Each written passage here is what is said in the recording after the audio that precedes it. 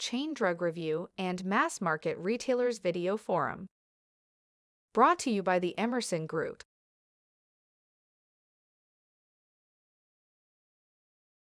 Hello everyone, I'm Jeffrey Wold, Editor-in-Chief of Retail Media IQ.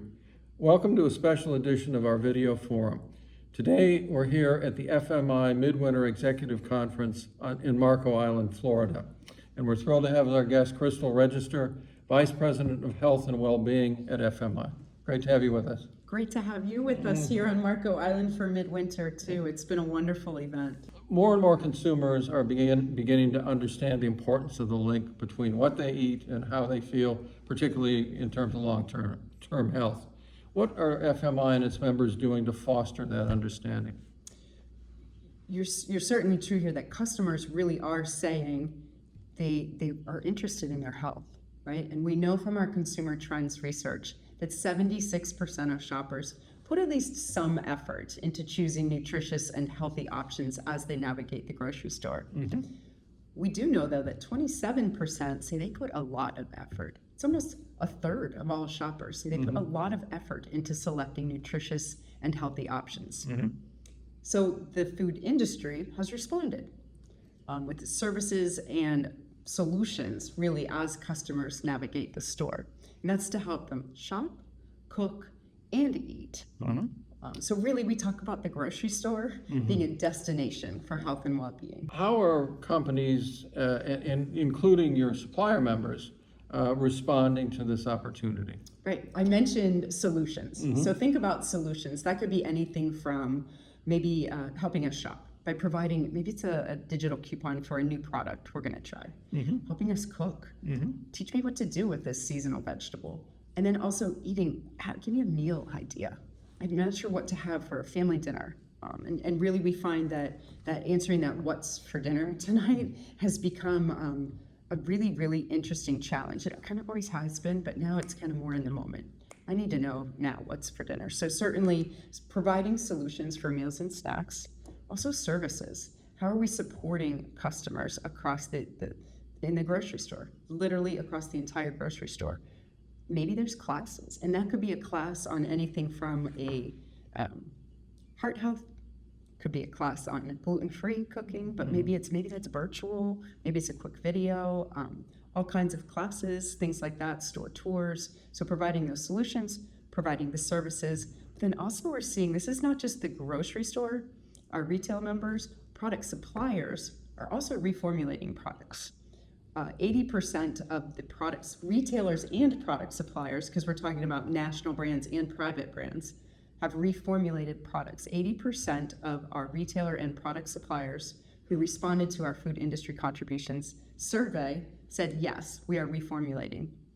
55% focusing on reducing sodium, and another same number, 55% on reducing added sugar, which makes perfect sense. I think those are two things that a lot of consumers are looking to reduce or avoid. But we also see that consumers are shopping to include beneficial things. So 45% of those who responded said, we're reformulating to include beneficial nutrients too. And that's not just specific to certain categories, that's across the entire store. So reformulation paired with those solutions and services really is the industry responding to meet the needs of the consumer. The retail dietitian is the one who's really bringing this all together for the consumer, am I right? Right, and I would like to expand that, not just the retail register dietitian, but food industry dietitian. So again, in that same food industry contributions to health and well-being report, when we surveyed both retailers and product suppliers, 82% said they're employing a registered dietitian in some way. So that could be, yes, your traditional in-store or available online, but we're seeing that over half said we're employing those registered dietitians in strategic influential leadership roles. So that could be anything from overall health and well-being strategy to merchandising, communications, digital commerce, private label, even the regulatory and labeling space.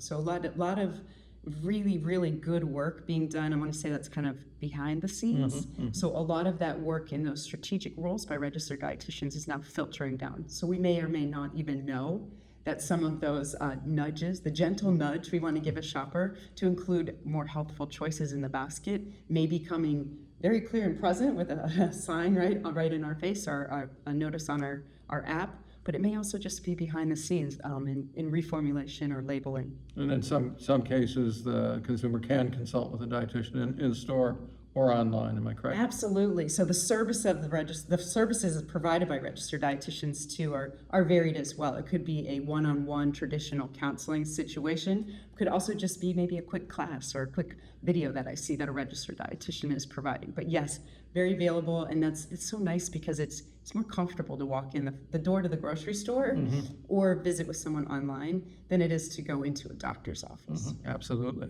How closely do pharmacists interact with dietitians in the stores? When a food company has a fully integrated health and well-being team, customers really benefit. So when there is a pharmacist working with a registered dietitian, it really is just a magical sweet spot. They're working on developing programs together. Maybe they're referring to one another. Maybe a pharmacist is that first touch point. And a customer may not even know that there are registered dietitian services available or even information. We have more information online about heart health or celiac disease. So the pharmacist might be the touch point for that, and vice versa. Even working with employees. So many of the pharmacy dietitian combos work with food industry employees right in their own retail setting. But truly, it's that combination of services, and that's what makes the grocery retail setting such a unique space for this combination of services that really can help bridge the gap with healthcare equity and improve public health, and also meet customer needs in this space of health and well-being. GLP-1s are the rage these days. That's all people want to talk about.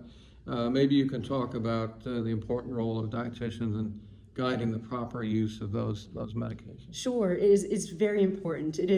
The GLP-1 medications certainly are a new up-and-coming toolbox in that weight loss arena. So having a prescription and working with a healthcare professional, your medical provider, including that dietitian, really does open the door to the grocery store. And what we're seeing when customers who are on a GLP-1 medication are working with a registered dietitian, they're being guided to, it's almost, like I said, it opens the door to the grocery store and being guided to solutions. It's meals and snacks. Sometimes we're seeing more frequent small meals, but really landing in the space of alignment with the dietary guidelines. More fruits and vegetables, good quality lean protein, nuts and seeds. That includes a fiber and water combination, and that would be the suggestion a registered dietitian really would want a GLP-1 medication. You need to feel good too and find these solutions.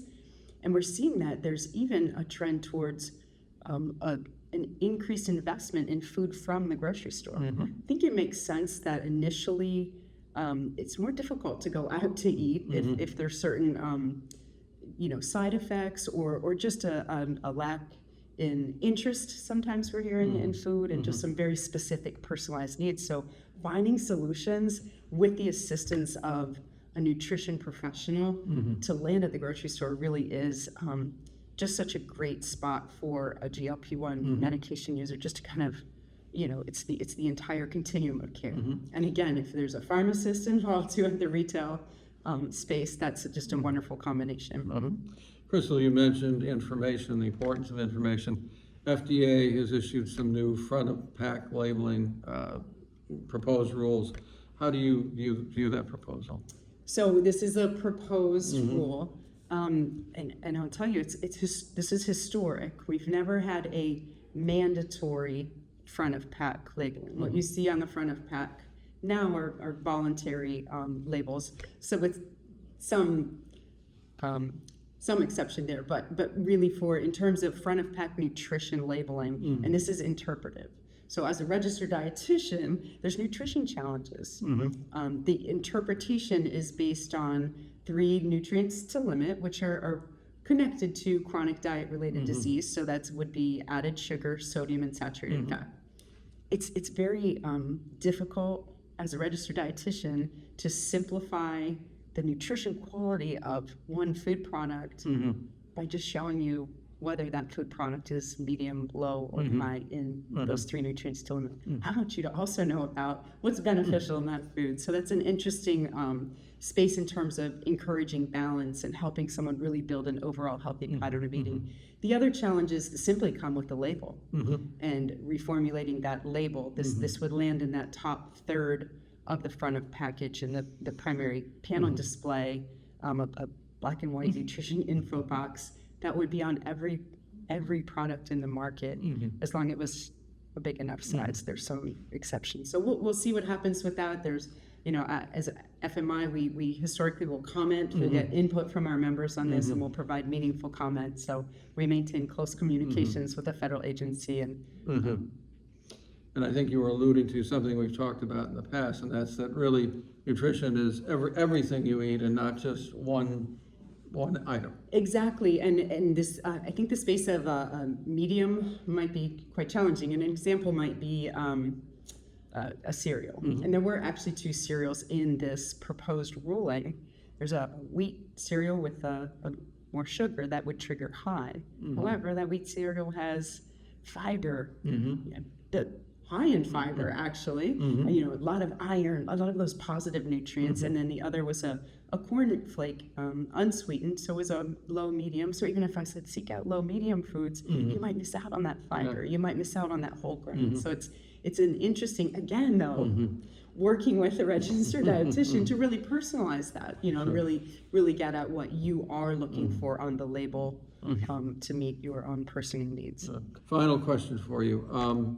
Food as medicine as an idea has received a lot of attention and a lot of talk here at the conference and in the industry. What is it going to take to really bring that into the mainstream and have it something that people think about normally, regularly? Sure. I think the concept of, the broad concept of food as medicine that we have at FMI talked about is the role that food really plays in improving health. So food plays a role with prevention and disease management, treatment, certainly in improving nutrition security and promoting food safety. Beyond that broad definition, now we are, you say, to take it more another level. Some people simply don't like the words. Food as medicine is that really how you want to think about your food? And we have seen a lot of our members embracing programs that certainly fit in the food as medicine, that broad definition. But that's not what they're calling food as health, right? Or just actually running the programs that do connect food and nutrition to improved health. And truly, the grocery store is a wonderful place for these programs to play out. We did see after the White House Conference on Hunger, Nutrition, and Health, a national strategy was put in place to end hunger and build healthier communities. And out of that strategy, increased awareness nationwide about these programs, but also in public policy, more funding and actual programs around the food is medicine programs that actually deliver food. So we're talking prescription programs, nutrition incentive programs, and medically tailored meals and grocery. A lot of that to help with some access to nutritious foods for the underserved, and just to help with reducing chronic diet-related disease. So we are seeing that uptick in momentum as a result of the White House Conference. The nice thing about the grocery retail setting, those programs that deliver food are partnered with path to purchase marketing. That's, think, signs or something that's calling out the product attributes. Maybe it's on a shelf label. Maybe it's a cooking class. Maybe it's a social media video that we're learning how to use those foods that we've been given or are encouraged to purchase. And then also go back to the services of the registered dietitian, those nutrition services that provide personalized nutrition education, and that really makes the grocery store the sweet spot for these food as medicine programs.